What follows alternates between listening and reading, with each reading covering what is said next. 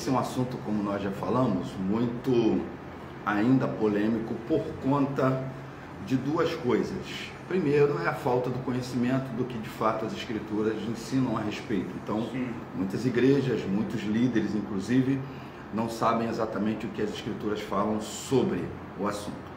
A segunda razão dessa confusão hoje, ignorância a respeito disso hoje, tem a ver com neopentecostalismo, tem a ver com muitas igrejas e tem a ver com muitas lideranças que estão indo para um extremo de fazer do altar, de fazer do púlpito um lugar lucrativo, um lugar de enriquecimento, um lugar de ganhar dinheiro. Então eu penso que nesse nosso debate hoje, nessa nossa conversa hoje, a gente precisa, antes de tudo, dizer o que as escrituras dizem a respeito, o que de fato é o pastorear, o que não é o pastorear. E eu sei que o assunto ele tem desdobramentos, mas pelo menos a princípio a gente precisa dizer isso. E eu queria ler alguns textos, porque como a gente está falando de um assunto tão importante, e aí permita-me aqui então, apóstolo Márcio, começar com 1 Coríntios capítulo 9.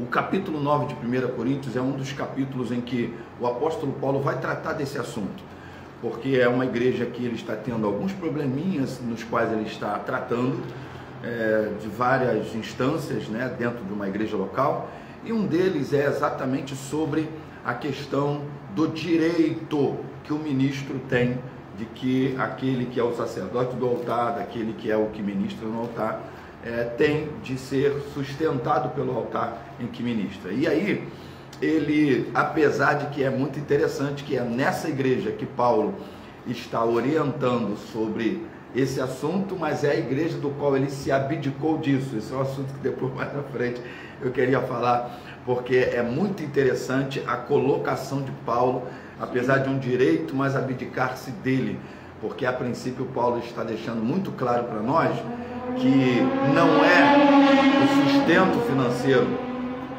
Paulo está deixando muito claro para nós que não é o dinheiro, não é o sustento financeiro que deve ser a célula principal de um ministério.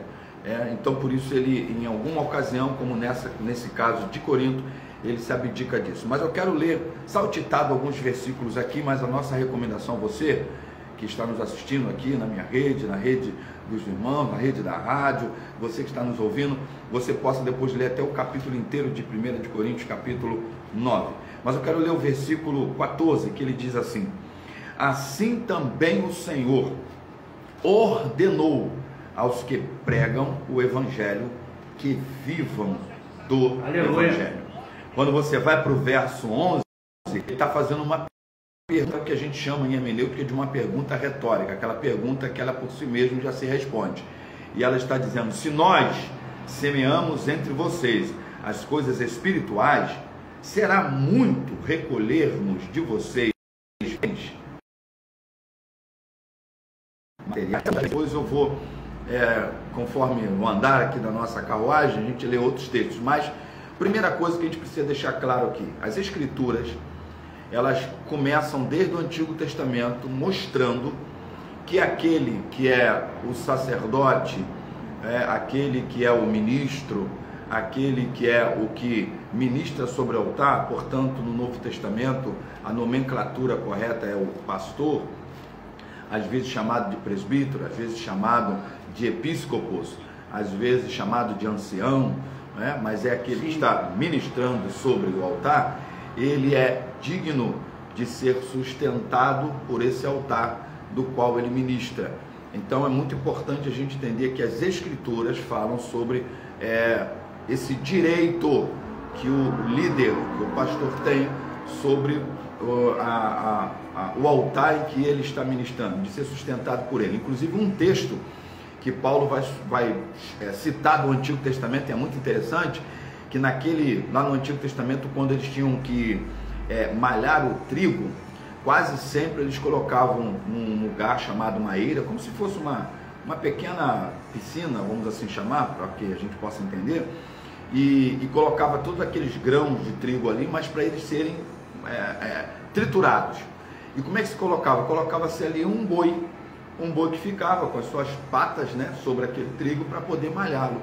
Só que a ordem era que esse boi que estava lá malhando o trigo, a boca desse boi não podia ficar atada, não podia ficar presa, ou seja, amordaçada, né? Porque aquele boi que estava ali, né, malhando aquele trigo, que estava ali triturando aquele trigo, ele também tinha o direito de, enquanto está malhando, ele pudesse comer alguma coisa. Então, é esse termo que Paulo traz para o Novo Testamento para falar especificamente do ministro. Então, em primeira mão, a gente só precisa entender que as Escrituras falam de sustento, as Escrituras não falam de enriquecimento, as Escrituras não falam de se tornar podre de rico.